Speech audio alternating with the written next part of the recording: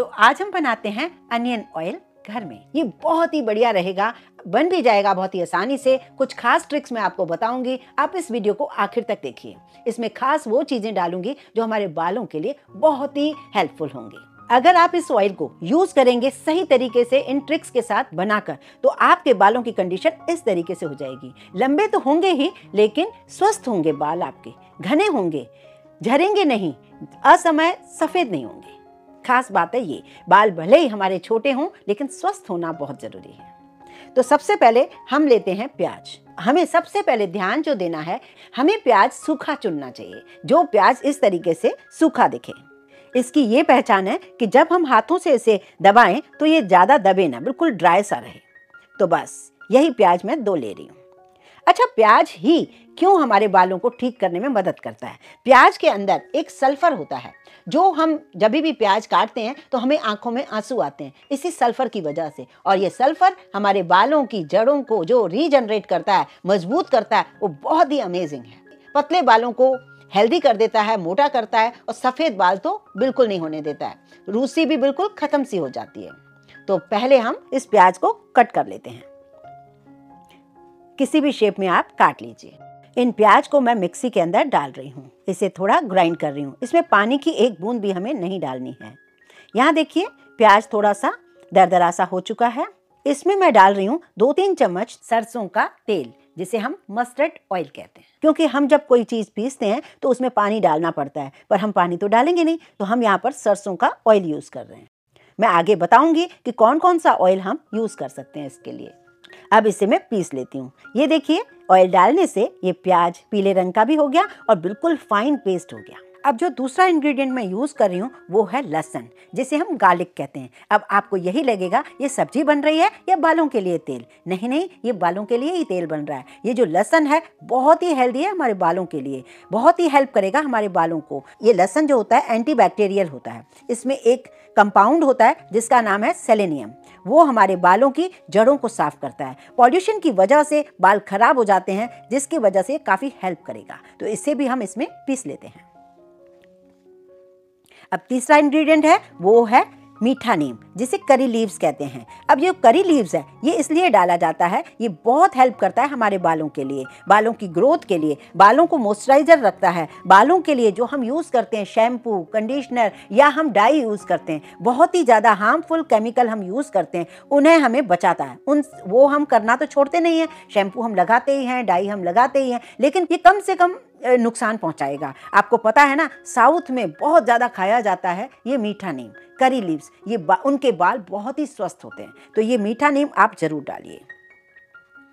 यहाँ मैं आपको बोलूँगी एक और चीज़, यहाँ पर अगर आपके बाल बहुत ज़्यादा रूखे रहते हैं तो 2 चम्मच भर के आप मेथी के दाने, उन्हें भी आप भिगा दीजिए और सोक किए हुए वो भी आप डाल सकते हैं, पर अभी मैं वो नहीं डाल रही हूँ। तो अब ये देखिए पूरा पेस्ट ये बन चुका है।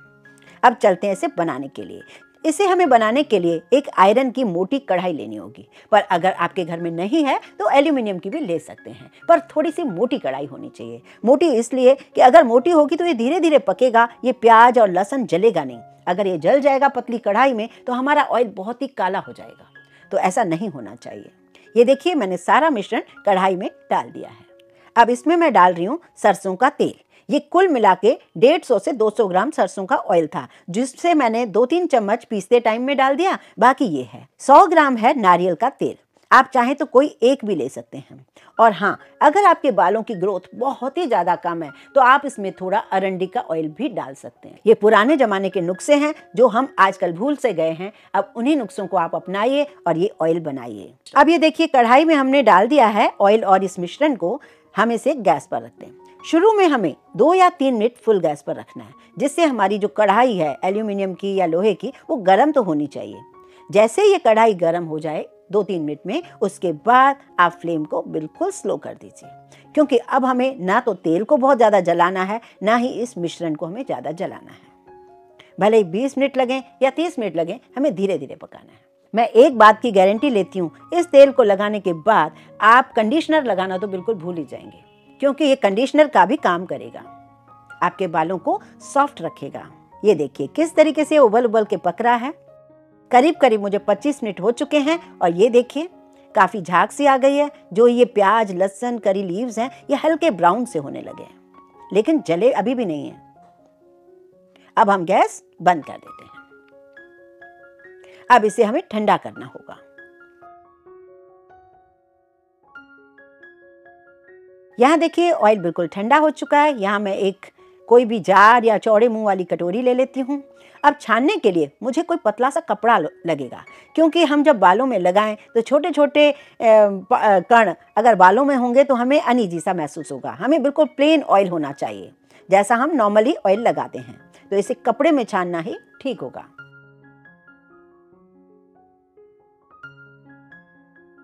ये देखिए पूरा तेल और ये मिश्रण हमने इस तरीके से डाल दिया है। अब धीरे से आपको एहतियात के साथ इस कपड़े को सब तरफ से लपेट के धीरे धीरे पूरे ऑयल को निकालते जाना है। काफ़ी सारा ऑयल है और ये देखिए ऑयल का कलर आप देखिए, ना तो ये काला है, हल्का सा हरा जरूर है क्योंकि हमने करी लीव्स डाली हैं। ये इसे आप पूरा अच्छे से निचोड़ दीजिए, स्क्वीज कर दीजिए, जो भी ऑयल है उसे निकाल दीजिए। अब ये जो मिश्रण है, ये मिश्रण आप चाहें तो फेंक दीजिए, लेकिन कभी अगर आपके पास टाइम हो या आप इसमें इंटरेस्ट लेते हैं तो इसमें आप मुल्तानी मिट्टी डालकर पीस के रख लीजिए। बालों में यदि कभी मन करे तो वीक में एक बार इसका पैक बनाकर लगा सकते हैं। उसके बाद बालों को धो लीजिए, क्योंकि ये बहुत ही इसमें सारी चीज़ें मिली हुई हैं और अभी भी इसमें थोड़ा बहुत ऑयल रहता है। वैसे आप नहीं यूज़ करना चाहें तो इन्हें हटा दें। अब बारी आती है इस ऑयल की। अभी ये ऑयल पूरा कंप्लीट नहीं है। एक और हेल्दी चीज़ वो हम इसमें डालेंगे। बालों और स्किन के लिए जो खास मेडिकल भी बताता है वो है विटामिन ई। विटामिन ई के कैप्सूल इजीली आपको किसी भी केमिस्ट स्टोर पर मिल जाएंगे। वो ये 2 या 3 आप ले लीजिए और उसको आप इस तरीके से इसमें हल्का सा कट लगाकर ये जो कैप्सूल के अंदर जो ऑयल है वो इसके अंदर डाल दीजिए। ये आप 3 डाल सकते हैं, 4 डाल सकते हैं या 2 डाल सकते हैं। अब ये ऑयल पूरी तरीके से मिला लीजिए, ठंडा कर लीजिए और इसे एक जार में भर के रख लीजिए। ये आपके महीनों चलेगा। ऑयल बिल्कुल ख़राब नहीं होगा, इसमें कोई स्मेल नहीं है। और अगर आप चाहते हैं तो इसमें एसेंशियल ऑयल की कुछ ड्रॉप्स डाल सकते हैं खुशबू के लिए। वैसे मेरे हिसाब से बिल्कुल भी ज़रूरत नहीं है इसमें कुछ भी डालने की। आप जब भी इसे लगाएं तो बालों में 1-2 घंटा ज़रूर रखें, या तो ओवरनाइट रखें या 1-2 घंटा लगाकर उसके बाद सर धो सकते हैं। यहाँ पर मैं आपको एक बात और बताना चाहूँगी, जब भी आप बालों में इसे लगाना चाहें तो कैसे लगाएं वो अब आप ये देख लीजिए। यहाँ रखा है मैंने एक कटोरा जिसमें गर्म पानी है। जब भी हमें ऑयल लगाना है तो अभी तो मैं पूरा जार रख के दिखा रही हूँ आपको, आप कटोरी में उतना ही निकालिए जितना आपको लगाना है। वो कटोरी गर्म पानी के अंदर रख लीजिए। उससे क्या होगा, ये ऑयल थोड़ा गर्म हो जाएगा। अब आप बालों पर लगाइए। इस तरीके से हल्की हल्की मालिश करनी है। नेल से आपको रब नहीं करना है, हल्की हल्की मालिश करनी है, ऐसा नहीं। ये देखिए इस तरीके से नहीं, बस इस तरीके से हल्का हल्का मालिश कीजिए और इसका आप रिजल्ट देखकर मुझे कमेंट करके ज़रूर बताइए ये कैसे